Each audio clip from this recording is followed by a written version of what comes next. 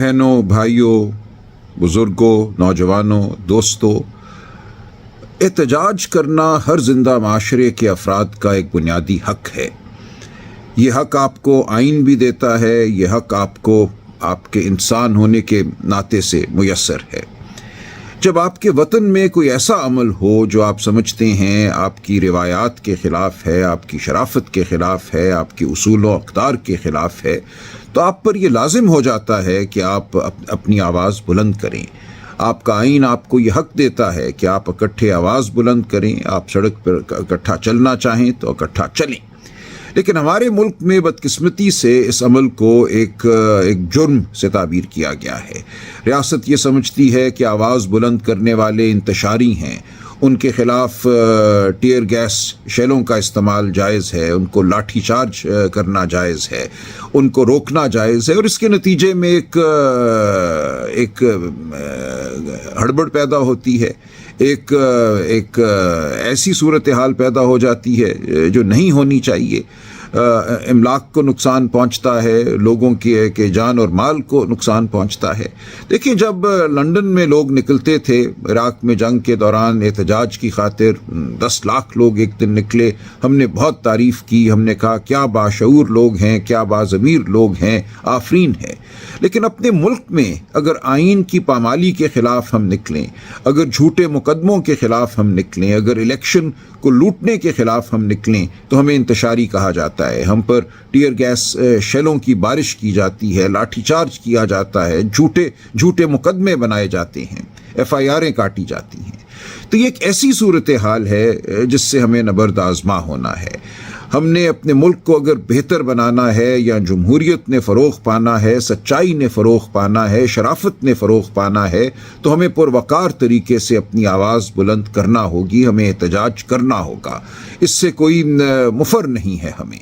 ہمیں باہر نکلنا ہوگا، ہمیں کہنا ہوگا کہ ہمارے آئین پر حملہ ہمیں قبول نہیں ہے، ہمارے بنیادی حقوق کو اگر تابع کیا جا رہا ہے مقتدرہ کی خواہشات کے، یہ کہا جا رہا ہے کہ اگر مقتدرہ فیصلہ کرتی ہے کہ کوئی بھی معاملہ قومی سلامتی سے منسلک ہے تو ہمارے بنیادی حقوق سلب کر لیے جائیں گے، ہمیں فوجی عدالتوں کے سامنے پیش کیا جائے گا، ہائی کورٹوں کو مغلوب کیا جائے گا، ان کا اختیار سماعت چھین لیا جائے گا، ہائی کورٹ کے ایک جج کو ایک ہائی کورٹ سے اٹھا کر اس کی مرضی کے بغیر کسی دوسرے ہائی کورٹ میں پھینک دیا جائے گا، اس سے مقدمہ لے لیا جائے گا جو سن رہا ہو، اگر سنوائی مقتدر حلقوں کی خواہشات کے مطابق نہ جا رہی ہو۔ ایک نئی عدالت جس کو فیڈرل کانسٹیٹیوشنل کورٹ کہا جا رہا ہے قائم کی جا رہی ہے، جو کہ ایک فرد واحد، یعنی کہ جو ہمارے آج وزیر اعظم ہیں جن کے حوالے سے لاکھ ہمیں سوالات ہیں، کس طرح 8 اور 9 فروری کی رات الیکشن کو لوٹا گیا، ایک جھوٹے رزلٹ کے ذریعے ایک پارلیمان قائم کی گئی اور پھر ایک وزیر اعظم متعین ہوا۔ اس وزیر اعظم کی ثوابدید پر ایک جج، ایک چیف جسٹس لگے گا، اور اس چیف جسٹس کی ثوابدید پر باقی جج لگیں گے۔ ہم کہتے ہیں ایسا نہ کرو۔ جو بھی آپ کے مقاصد ہیں، جائز مقاصد ہیں آئین کے حوالے سے، ان کو آپ روشنی میں لائیے، ہم سے بات کیجئے، ہم ہر جائز معاملے کا حل جو ہے وہ تلاش کرنے میں آپ کی مدد کریں گے، لیکن شب خون آئین پر نہ ماریے، جھوٹے مقدمے نہ بنائیے، الیکشن کو نہ لوٹیے۔ اس غرض سے اگر ہم احتجاج کرتے ہیں تو یہ ہمارا حق ہے، ہمیں آپ نہیں روک سکتے، آپ کو ہمیں نہیں روکنا چاہیے۔ شہر میں دفعہ 144 لگا دی جاتی ہے کہ 4 بندوں سے زیادہ اکٹھے نہیں نکل سکتے، نکلنا جرم بنا دیا جاتا ہے۔ تو یہ جرائم کی بھرمار جو ہے صرف اس لیے کی جا رہی ہے کہ ایک خوفزدہ ریاست نہیں چاہتی کہ سچ سامنے آئے، کہ لوگ سچائی کی جانب بڑھ سکیں، اپنی آواز بلند کر سکیں۔ پچھلے چند دنوں سے مایوسی پائی جاتی ہے بعض طبقوں میں۔ اسلام آباد میں جو احتجاج ہوا اس کے بعد یہ کہا گیا کہ یہ احتجاج جو ہے کسی مصلحت کے تحت ختم ہو گیا، اور بہت باتیں کی گئی PTI کے اکابرین کے حوالے سے، رہنماؤں کے حوالے سے مایوسی پھیلانے کی کوشش کی گئی۔ میں آپ کو یقین دلاتا ہوں کہ ایسا نہیں ہے جیسا کہا جا رہا ہے۔ ہر احتجاج کا کوئی نقطہ آغاز ہوتا ہے، کوئی انتہا کا مقام ہوتا ہے، اور ہر احتجاج آخری احتجاج نہیں ہوتا۔ ایسا نہیں ہے کہ کسی ایک احتجاج کے ذریعے آپ کو تمام مقاصد حاصل ہو جائیں گے۔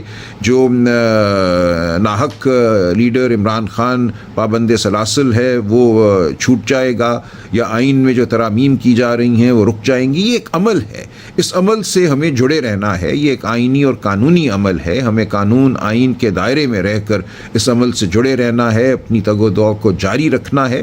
تو میں آپ کو یقین دلاتا ہوں کہ یہ احتجاج جاری رکھنا آپ کا حق ہے. آپ اس کو جاری رکھ سکتے ہیں, آپ کو جاری رکھنا چاہیے ایک مربوط طریقے سے, ایک نظم کے تحت, قانون اور آئین کے تحت. تو مایوسی بالکل نہیں ہونی چاہیے. یہ جائز نہیں ہے. جو چہمگوئیاں کی گئی وہ جائز نہیں ہے. میں نے معاملے کی تہ تک پہنچنے کی کوشش کی ہے, اور میں یہ سمجھتا ہوں بہت تفصیل میں جائے بغیر کہ ایسا نہیں ہے جیسا بعض یوٹیوب